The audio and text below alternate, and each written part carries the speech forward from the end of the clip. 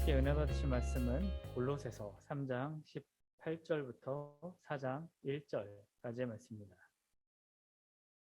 아내들아 남편에게 복종하라. 이는 주 안에서 마땅하니라. 남편들아 아내를 사랑하며 괴롭게 하지 말라. 자녀들아 모든 일에 부모에게 순종하라. 이는 주 안에서 기쁘게 하는 것이니라. 아비들아 너희 자녀를 노엽게 하지 말지니 낙심할까 함이라.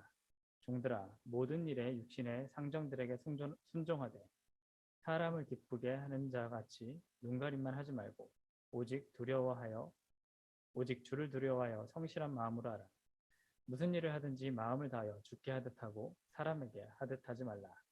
이는 기업의 상을 주께 받을 줄 아나니 너희는 주 그리스도를 섬기느니라.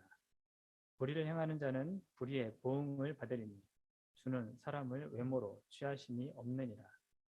상전들아 의와 공평을 종들에게 베풀지니 너희에게도 하늘의 상전이 계심을 알지어다. 아멘. 사랑하는 에스라 가족 여러분, 오늘 우리는 관계를 변화시키려 하는 제목으로 긴 문단 전체를 살피려고 합니다. 오늘 본문에는 당시 한 지붕 아래 있는 식솔들의 관계가 모두 등장하고 있습니다.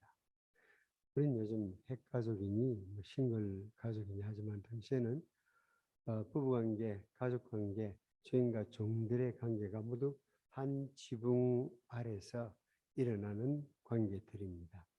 그러므로 위의 것을 찾는 그리스도인의 삶은 속세를 벗어난 삶이나 집안일을 도외시한 삶을 의미하지 않습니다. 위를 향한 신앙생활은 한 지붕 아래서 사는 사람들의 관계를 변화시키는 것입니다. 골로새 이단들은 무엇을 가르쳤는지 모르지만 사도가 가르치는 위의 것을 생각하라는 그리스도인의 삶은 식솔들 간의 관계, 한솥밥을 먹는 식구들 간의 관계에서 믿는 바를 실천하는 것입니다. 17절의 대원리를 구체적인 삶의 현장에 적용하는 것이 위를 향한 그리스도인의 삶입니다. 또 무엇을 하든지 말에나 일에나 다 주 예수의 이름으로 하고 그를 힘입어 하나님 아버지께 감사하라. 특히 오늘 우리가 읽은 본문에는 주라는 말이 자주 언급되고 있습니다. 명령을 따르기 위한 동기유발로서 주 안에서 라는 말이 반복되고 행동을 주께 하듯 할 뿐 아니라 매사에 주를 두려워하고 또한 주님이 주시는 보상과 보응을 기억하고 행동하도록 요구합니다. 사랑하는 에스라 가족 여러분, 성경은 우리의 생각과 행동, 우리의 모든 삶이 주 예수 그리스도께 복종하도록 요구합니다. 삶의 어떤 영역도 주님의 통제 밖에 있는 부분은 없습니다. 거룩한 영역이나 속된 영역이 따로 존재하지 않습니다. 당시에 한 지붕 아래서 살고 있는 식솔들 상호관계가 여기서는 모두 다루어지고 있습니다. 부부관계, 가족관계, 일터관계를 다루고 있죠. 결혼은 하나님이 맨 먼저 제정하신 제도고 모든 인간관계 가운데서 가장 기초가 되는 관계이기에 부부관계가 먼저 등장합니다. 이 세 가지 관계는 어떤 의미에서 모든 인간관계를 전부 포함하는 것으로 볼 수 있습니다. 다음으로 우리가 살필 점은 부부관계와 부모 자녀와의 관계는 한 문장식으로 다뤄진 반면에 주종관계, 종과 관계된 내용에는 분량이 엄청 많습니다. 4배나 많죠. 당시 사회구조 속에서 구체적인 지침이 필요한 계층이 또 격려가 필요한 계층이 종들의 상황이었기 때문으로 보입니다. 혹시 성경 묵상을 할 때에 설교 말씀을 들을 때에 말씀이 특별히 내게 가까이 다가오면은 하나님께서 여러분을 향한 특별한 배려입니다. 끝으로 우리가 살필 점은 아까 홍 목사님 언급했듯이 먼저 약자에게 먼저 군면하고 그 다음 상대적으로 강자에게 군면했다는 사실입니다. 우선 하나님께서는 일방적인 것이 아니라 쌍방을 행해서 명령하고 있습니다. 그러므로 어떤 명령도 뒤따르고 있는 다음 명령과 분리해서 해석해서는 안 됩니다. 한 지붕 아래 살고 있는 계층마다 창조 질서 내에서 그 고유한 위치가 있으며 특정 책임을 가지고 있음을 알 수 있습니다. 여러분이 누구든 어디에 있든지 하나님은 여러분을 창조 질서 내에서 고유한 위치를 주셨습니다. 그 위치에 따른 책임이 있다는 것 언제나 기억하시기를 바랍니다. 그러면 먼저 변화시켜야 할 첫 번째 관계, 부부관계를 살펴봅시다. 아내들아, 남편에게 복종하라. 이는 주 안에서 마땅하니라. 남편들아, 아내를 사랑하며 괴롭게 하지 말라. 각각 관련자를 먼저 불러내고 두 개의 절로 구성된 문장으로 군면이 이루어져 있습니다. 아내에 대한 군면은 주절과 종속절로 구성된 반면에 남편에 대한 군면은 두 개의 대등절로 구성되어 있습니다. 앞의 절은 긍정형이고 뒤에 것은 부정형입니다. 아내 되신 여러분, 먼저 여러분이 귀를 기울일 차례입니다. 무슨 명령을 합니까? 남편에게 복종하라. 무슨 말입니까? 자신을 남편의 통제 아래 두라는 뜻입니다. 자신을 낮추고 남편을 높이라는 뜻입니다. 무시하지 말라는 의미입니다. 남편의 권위를 존중할 것을 설명합니다. 바울은 이는 주 안에서 마땅하니라 그 설명을 붙입니다. 왜 그런지에 대해서 긴 설명 덧붙이지 않습니다. 너무나 당연한 이야기이기 때문에. 당시 골로새 사회나 교회에서 이미 누구나 수긍하는 교훈이었을 것으로 보입니다. 비슷한 시기에 쓰인 에베소서에는 상세한 설명을 하고 있습니다. 사랑하는 여성도 여러분, 짧지만은 강력한 말씀입니다. 여러분 자신을 남편 앞에서 낮추십시오. 그래 남편의 위신을 세우십시오. 그것은 모든 아내들이 해야 할 마땅한 일이기 때문입니다. 어떤 변명도 필요하지 않고 더 이상 설명도 필요하지 않다는 입장을 성경은 취합니다. 여러분의 복된 결혼 생활을 위한 하나님의 핵심적 처방입니다. 대체로 여자분들이 남자분들보다 말들을 잘합니다만은 남편에게서 여보 내 말 좀 들어봐야 하고 소리치는 것은 하나님의 뜻에 어울리지 않는 행동입니다. 그보다는 다소곳이 남편의 말에 귀를 기울이는 것이 신앙의 부인들의 합당한 태도입니다. 종속적인 위치에 있는 사람이 상급적인 위치에 있는 사람에게 귀를 기울이는 것은 자연스럽습니다. 이제 남편이 되신 여러분, 하나님 말씀 앞에 귀를 기울일 차례입니다. 남편들아, 아내를 사랑하며 괴롭게 하지 말라. 사랑하라는 긍정적 명령과 괴롭게 하지 말라는 부정적 명령으로 구성되어 있습니다. 아내를 사랑할 것을 강력히 주문하신 것은 아내를 쉽게 버릴 수 있을 뿐 아니라 다른 여인을 쉽게 취할 수 있던 당시의 문화적 상황 때문이었을 것입니다. 하지만 이 명령은 지금도 중요한 명령입니다. 아내를 사랑하라는 명령은 두 가지 의미를 담고 있습니다. 첫째는 다른 여자를 사랑하지 말라는 명령입니다. 둘째는 자신의 아내를 누구보다 더 사랑하라는 명령입니다. 말하자면 자기 아내를 계속 사랑과 연애의 대상으로 여기라는 말입니다. 남편 되신 여러분은 어떻게 아내를 대합니까? 바울은 사랑하라는 명령에다가 괴롭게 말라는 주문을 첨가하고 있습니다. 가사노동의 중압감보다는 아내의 마음과 아내의 인격과 마음을 소홀히 하지 말도록 말하는 것 같습니다. 물론 육체적인 수고를 들어주어야 합니다만은 그보다 더 아내의 마음을 아프게 하거나 슬프게 하지 말라는 의미로 이해해야 할 것 같습니다. 육체적인 수고를 들어주는 것도 필요한 것 같아요. 저희 집에 방문했던 친구들이 한 분이 그러시더라고요. 자기가 영국을 가면서 화란에 들렸는데 친구 집에 갔더니 밥 먹고 나서 손님들하고 사모님은 노닥거리고 있는데 남편은 딱 설거지 하려고 앞치마 두르고 가서 설거지를 하는데 속으로 그렇게 생각했대요. 저래도 천벌이 안 떨어지나? 아내가 손님이 왔는데 그릇 걸 생각 안 하고 손님들하고 이야기만 주고받고 있다는 거죠. 그런데 요즘 와서는 그분도 설거지를 그렇게 잘한대요. 밥도 잘 해 먹는데. 그러니까 아마 이게 천벌이 떨어지지 않는다는 것을 확인했던 모양입니다. 그 사람이 경상도 저 서부 경남 하동이라는 고향에 있는 사람인데 아주 문화적인 충격이었던 것 같습니다. 사모님이 식사 후에 손님들하고 이야기를 하고 그 남편이 딱 설거지하라고 옷을 입고 가는데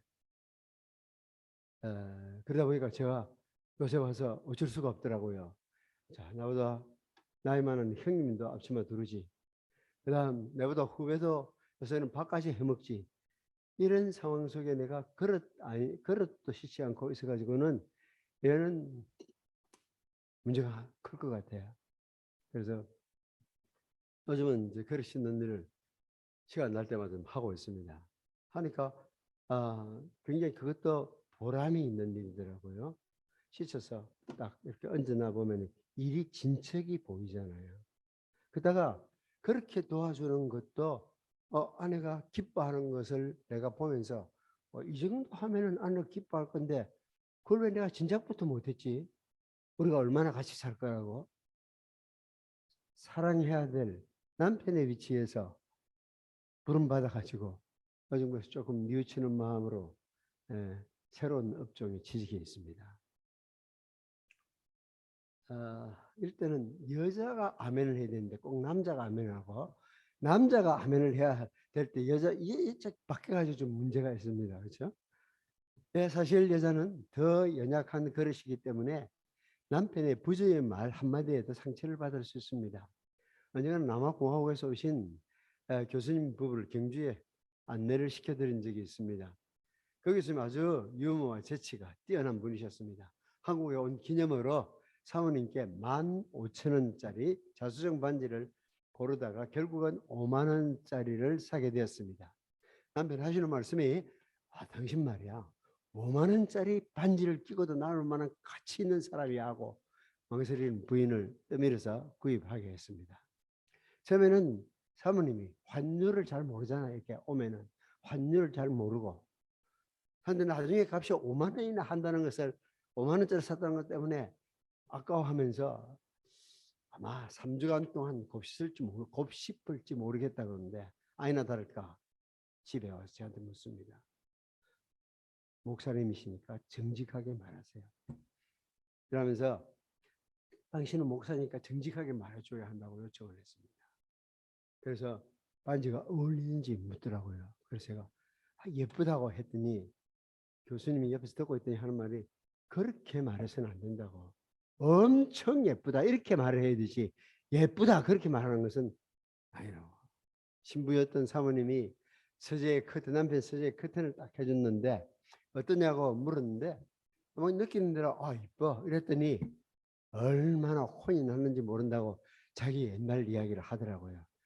아내가 묻걸랑 예쁘다고 하는 것이 아니고 묻걸랑 맛있다고 하는 것이 아니고 엄청 맛있어 이렇게 해야 되는데 우리 학우들이 얼마나 배웠는지 모르겠습니다.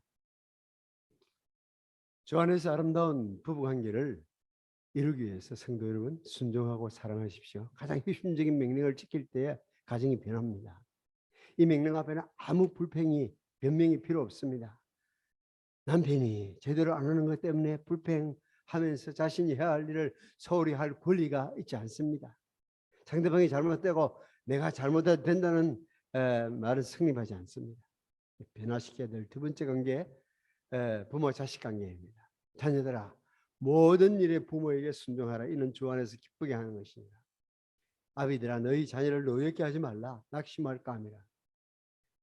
자녀들에게 하는 권면과 부모들에게 하는 권면 모두 각각 명령과 이유로 구성되어 있습니다. 이 같은 형태는 권면의 일반적인 유행이죠. 남편과 아내에게 대한 권면도 헬라어로는 9개, 10개의 단어가 구성되어 있고요. 일정한 운율을 가지고 쓰여 있습니다. 비슷하게 아비들에 관한 권면도 10개의 단어로 구성되어 있습니다. 다만 자녀들에 대해서는 13개의 단어가 사용돼서 모든 일에라는 부사구가 특별히 강조되고 있습니다. 순종하라는 말은 앞에 복종하라는 말과는 다릅니다. 상대방의 말을 주의해서 듣고 따르라는 것을 의미합니다. 아직도 부모가 계시면 여러분은 자녀가 맞습니다. 여러분이 할 일은 뭘까요? 먼저 부모님께 귀를 기울여서 들어보십시오. 들었으면 그대로 따르는 것입니다. 자녀 되신 여러분이 해야 할 그 어떤 일보다 이것이 우선입니다. 특히 모든 일에는 부사구를 덧붙임으로 순종해야 할 영역은 자녀가 선택하는 것이 아님을 보여줍니다. 하나님을 믿는 것 그 자체는 타협할 수 없는 것이지만 그 외의 모든 영역에서 순종해야 합니다. 실제로 이 명령은 주 안에서 주어진 것입니다. 신앙의 부모가 시키는 모든 일에 정말로 순종해야 하는 것이 자녀가 해야 할 일입니다. 그것을 하나님이 기뻐하십니다. 신앙의 부모 여러분, 여러분을 향해서 하시는 주님의 명령은 뭡니까? 아비들아, 내 자녀를 노엽게 하지 말라, 낙심할까 함이라. 유교 문화가 오랫동안 지배했던 우리 동양 경우처럼, 우리 한국 경우처럼 바울 당시에도 가정에서는 부모, 특히 아버지의 권한은 대단했습니다. 이런 권위를 가진 부모를 향해서 하시는 말씀은 경록해 하지 말라는 것입니다. 이 말씀은 자녀들이 부모 때문에 화가 나서 어쩔 줄 모르도록 만들지 말라는 의미입니다. 어떤 경우가 있을까요? 부모가 자녀로 분이 나게 하는 경우가 어떤 경우이죠? 생각이나 해보셨습니까? 자녀들의 입장에서 이해해보려고 노력을 해보십시오. 그런 노력이 없이는 이 말씀을 이해할 수 없을 것입니다. 신앙의 부모 여러분, 자녀들의 인격을 존중하고 세워주십시오. 경록케 하는 것과 상심하는 것은 밀접한 관련이 있습니다. 부모의 이해할 수 없는 은행으로 인해서 마음의 상처를 얻은 자녀들은 쉽게 낙심하고 마는 것 흔히 있는 일입니다. 자녀들은 아버지께서 육신의 부모에게 맡기신 그분의 자녀, 내 자녀이지만은 하늘 아버지가 내게 맡긴 자녀라는 것을 생각하십시오. 경록해 하고 낙심하게 하는 일, 그러면 좀 피할 수 있습니다. 물론 자녀들이 분노하면 분노하는 행동에 대해서는 자신의 책임 무시할 수 없습니다. 그러나 아무래도 자녀들을 도와서 문제 해결하도록 하는 일은 부모의 몫일 것입니다. 흔들리는 자녀들에 대한 일차적인 책임이 부모에게 있음을 알 때에 부모는 부모대로 주 안에서 노력할 것입니다. 하늘아버지께서는 당신의 자녀들이 낙심하는 것을 원치 않습니다. 하늘아버지의 마음을 헤아리는 신앙의 부모들이 되십시오. 그리스도인이 되면은 변화시켜야 할 세 번째 영역이 있습니다. 당시 상황 속에서 보면 이것은 부부관계나 부모 자녀 관계처럼 사회적 구조 속에서 보면 다 한 지붕 아래서 일어나는 일입니다. 그러니까 아까 가정윤리, 가정생활에 대해서 말했지만 그때 당시에 가정생활에는 이 일터 관계도 다 포함이 되어 있어요. 헬라어 단어 10개를 전후해서 사용하다 앞의 명령과는 사뭇 다릅니다. 구문의 일관성이 지켜지지 않고 있습니다. 다만 첫 문장에서 호칭으로 시작하고 종들아, 주인들아 그렇게 말하는 것은 공통점이 있습니다. 명령과 목적어성으로 구성하는 문장의 패턴은 지켜지고 있습니다. 종들은 자녀들이 부모에게 하라고 한 것과 동일한 명령을 듣습니다.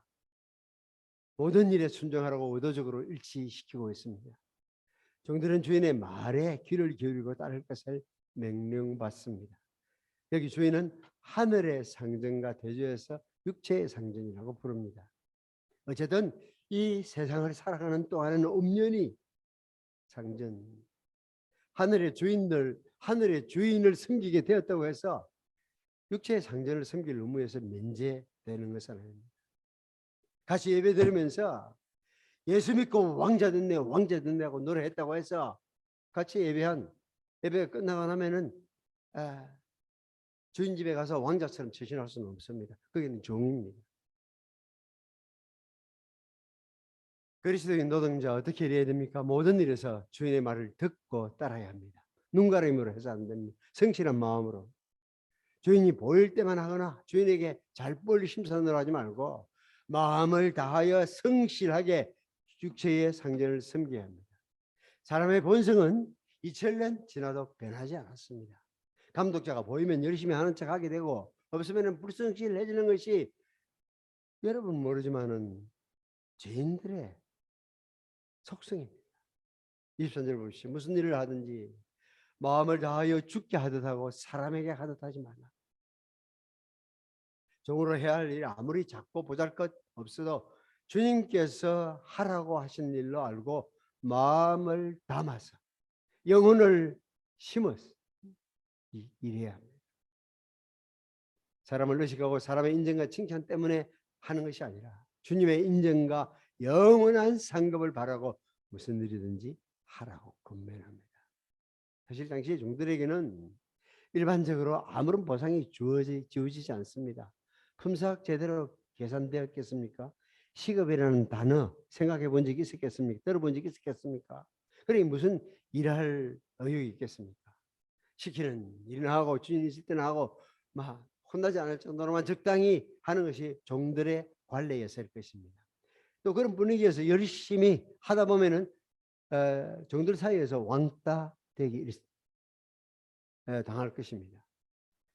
이런 노동 환경 속에 있는 종들을 향해서 무슨 일을 하든지 마음을 다하여 하라는 명령은 가히 혁명적입니다. 상식을 뒤엎는 권면입니다. 사실 그리스도인은 상식을 뒤엎는 삶을 살기로 부름받은 자들입니다. 세상을 뒤엎는 사람이고 세상을 변화시키는 사람입니다. 그러므로 이 말씀은 놀랍게도 오늘날 직장인들에게도 적용됩니다. 에스라 직원들뿐만 아니고 여러분 또 대개 교회 가면은 또 교회에서 부교육자로 일을 해야 되는 직장이기도 합니다.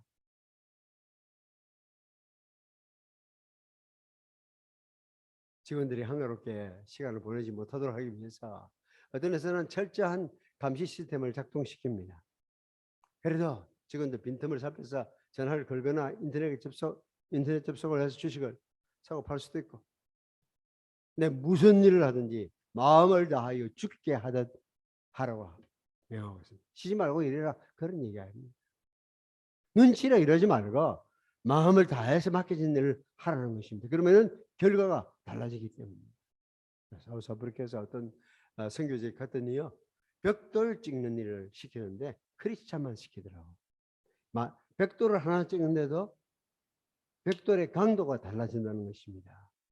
어떤 마음 자세로 일을 하느냐에 따라서. 죽게 하듯 근무하면은 이 땅에서 맡겨진 일로 주님을 섬겼기에 상급은 당연히 이 땅에 있을 때 죽게 하듯이 했잖아요. 페이는 주님에게서 받는 겁니다. 이는 기업의 상을, 옛날에는 유업의 상을 죽게 받을 줄 알미니 너희는 주 그리스도를 섬기느냐. 성실한 삶을 사는 보상은 다음 달 월급 액수로 나타나지 않습니다. 연말에 가가지고 혹시 조정이 될지 모르지만은 똑같아요. 마음으로 성실한 마음 먹고 하기 시작한 여러분들에게나 적당하게 하는 사람에게 달라지지 않을 수도 있습니다. 그러나 우리 하나님은 모든 것을 보시고 모든 것을 갚으시는 분이기 때문입니다. 너희는 주 그리스도를 섬기느니라. 주 그리스도를 섬기는 사람은 그 어떤 일도 주님과 무관한 것이 없습니다. 주님은 우리의 영원한 주님이시고 모든 이들의 주님이십니다. 이 땅에서 우리에게 맡겨진 일을 하면은 매월 받는 월급이 끝이 아닙니다. 하늘에서 유업이, 하늘의 기업이 우리를 기다리고 있습니다. 땅에서는 눈가림만 하든지 성실한 마음을 하든지 쉽게 구별도 안 되고 공정한 보상도 없지만은 땅에서 받는 월급이라 보너스가 마지막 페이가 아닙니다. 너희는 주 그리스도를 섬기는 거예요. 제가 얼마나 이 말이 좋은지 모르겠어요. 나는 주 그리스도를 씁니다. 가끔 교회에서 담임으로 일해도 마찬가지인데 저가 회의하는 줄 알아. 난 그래서 한 번도 내 받는 급료에 대해서 입을 댔던 적이 없습니다. 됐다고 하면은 내 거 깎아서 부교육자들에게 주라. 그렇게 말해봤어요. 그리고 은퇴할 때도 어떻게 퇴직금을 정하든지 우린 그렇지 않습니까? 아무 신경 안 썼습니다. 왜냐하면 나는 지금까지 살아온 것이 주님이 내한테 주셨다고 믿기 때문에 앞으로 살 것도 주님이 주신다고 믿었기 때문입니다. 주님 사랑으로 섬기는 마음으로 일하면 모든 것을 보시고 아시는 하나님께서 갚아주신다는 것이 크리스찬의 최소한의 믿음 아닙니까? 결국 어떤 수고도 헛되지 않을 것입니다. 불의를 행하는 자는 불의의 보응을 받으리니 주는 사람을 외모로 취하심이 없느니라. 적당하게 눈가림으로 하는 사람은 거기에 대한 대가 받습니다. 주님은 보이는 것으로 판단하지 아니하시고 중심을 보십니다. 그러므로 눈가림으로 일하는 사람은 하늘 주인으로부터 징계를 받을 것입니다. 물론 이 말씀의 위치는 종들을 향해서 하는 말의 마무리 부분에 있는 동시 있지만은 잘 보면은 주인을 향해서 하는 말 바로 앞에 있습니다. 주인들 향해서도 경계하는 효과를 동시에 얻습니다. 종이 최선을 다하지 않고 눈가림으로 일하는 불의를 경고하는 동시에 주인이 의와 공평으로 종들을 대하지 않는 불의 역시 차별될 것을 경고합니다. 종이거나 주인이거나 불문하고 불의를 행하는 자는 처벌을 받을 것이고 성심성의를 다해서 충성하는 자는 상급을 받을 것입니다. 마지막으로 그리스도인 주인들에 대해서 무엇이라고 합니까? 상전들아 의와 공평을 종들에게 베풀지니 너희도 하늘 상전이 계심을 하늘의 상전이 계심을 알지어다. 이라는 사람에게 억울하게 하지 말라는 것입니다. 갑질하지 말라는 것입니다. 동등하게 대우하고 편애하지 말라는 것입니다. 내게 말은 쉽지만은 사실 실제에서는 그렇게 간단하지 않습니다. 이에 따른 상급을 생각하면서도 모든 사람을 동등하게 대우한다는 것이 쉽지 않은 명제입니다. 그러면서 공정이란 무엇인가? 절대 쉬운 명제가 아니라는 것을 아셔야 합니다. 내가 운전하고 가면은요, 가다 보니까 길을 잘 몰랐는데 가다 보니까 여기 지금 차선 바꿔서 들어가야 돼요. 깜빡등을 넣습니다. 양보해주는 차 봤습니까? 아마 10대 중에 9대는 오히려 더 바삭대입니다. 깜빡등 뭐 때문에 있는데 깜빡등을 내가 넣는 것은 기차가 천천히 오라는 겁니다. 내가 깜빡등을 넣으니까 며칠 전에도 앞에 나가는데 빵빵 하더라고. 기본이야. 말이 안 되잖아. 깜빡등을 넣은 것은 스페이스를 달라고 연 건데 오히려 들어올까봐 빵빵 하면서 들이대는 것이 대한민국의 교통 질서입니다. 이렇게 사람들이 배려를 하지 않냐 화가 많이 났어요. 내가 들어갔는데 안 넣어주니까. 그런데 이제 반면에 나는 그 길을 잘 알아요. 그래서 저 가면 좌회전이 있기 때문에 여기서부터 미리 지금 차선을 바꿨어요. 1차선으로. 그래서 50m, 100m 가는데 굉장히 시간이 많이 걸렸습니다. 근데 가까이 가면 또 누군가 또 끼어드는 사람이 있잖아요. 와, 저 얌체네. 당장 그런 생각이 든다니까요. 저 얌체네 저거. 우리 얼마나 지금 시간 바쁜 시간에 이렇게 뒤에서부터 왔는데 끼어들라. 그러니까 공평하다는 거 절대 그렇게 단순한 게 아닙니다. 입장에 따라서 확 달라진다는 거 아셔야 됩니다.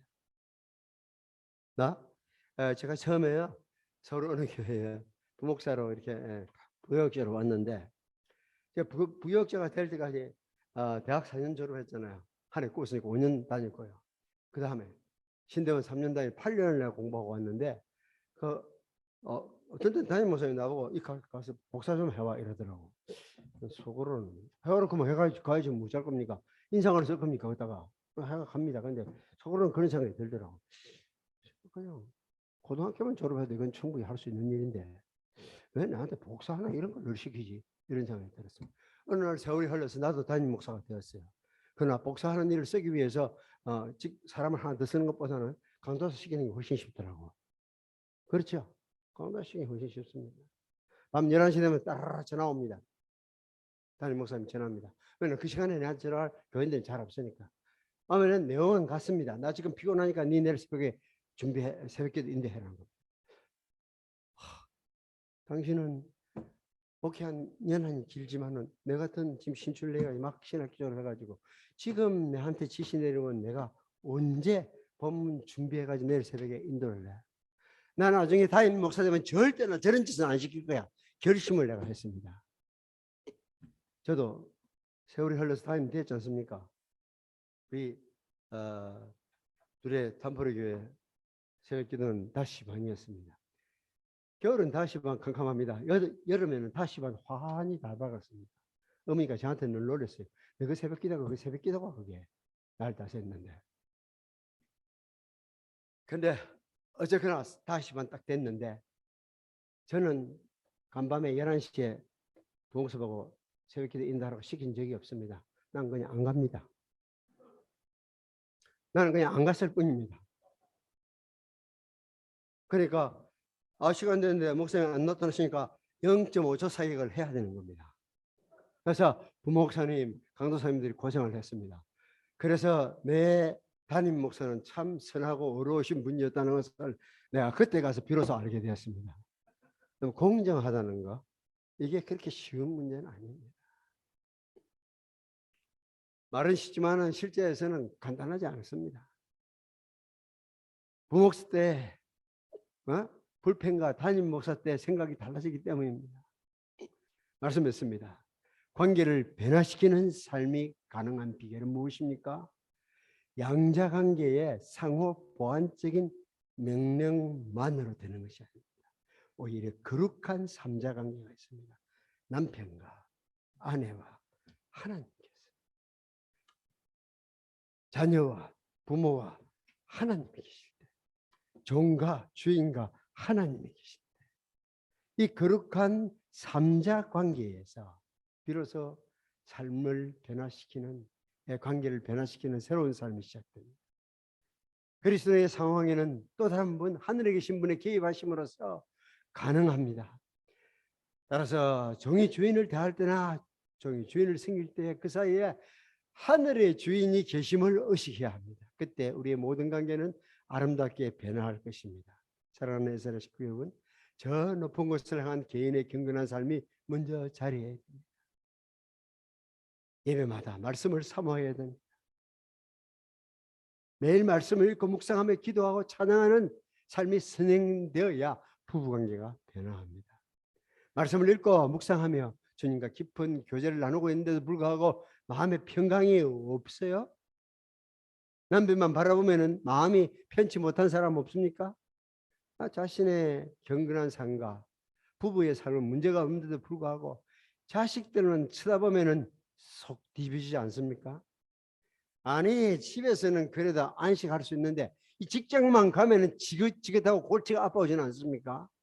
주님, 주 그리스도를 섬기는 기쁨을 모든 관계에서, 일터에서, 삶의 자리에서 회복될 때에 우리가 선교적 삶을 살 수가 있습니다. 하나님의 교회니 여러분의 부부관계를 싹 틔우게 하십시오. 하나님 말씀이 여러분의 가정을 다스리게 하십시오. 하나님 명령이 여러분의 일터를 지배하게 하십시오. 주 하나님을 섬기는 기대를 가지고 날마다 출근하게 하십시오. 그러면 보람을 가지고, 하루를 보낸 보람을 가지고 퇴근할 수 있는 은혜가 임할 것입니다. 듣는 말씀이 여러분의 삶을 변화시키도록 하십시오. 제가 보니까 말씀을 전하는 것은 나름 그래도 그렇게 힘든 건 아니더라고요. 자비와 온유와 겸손과 온유와 오래 참. 전하는 건 어렵지 않은데 현장에서는 그게 그렇게 쉬운 게. 남을 불쌍히 여기는 마음이 있으면 친절한 행동이 가게 되고, 그러면서도 나 하나님의 내한테 보이신 은혜가 얼마인데 내가 이 정도 못하겠냐 싶은데 다른 사람들이 생활돼도 온유한 사람으로 나타나는 거 그렇게 쉽지 않은 겁니다. 오래 참는다는 거 설교만큼 간단하지는 않습니다. 우리 하나님의 뜻에 지배받는 사람들이 하나님의 백성입니다. 자기 욕망을 따라 사는 사람들은 마귀의 종들입니다. 이제 우리 모두 하나님의 말씀에 지배받는 저 높은 곳을 향한 신앙생활이 되기 위해서 서로를 축복하며 서로를 격려하며 서로를 받아주시기를 바랍니다. 하나님, 우리의 허물과 죄를 용서하여 주시고 주의 은혜가 우리 가운데 승리하게 하셔서 주님이 보실 때 우리에게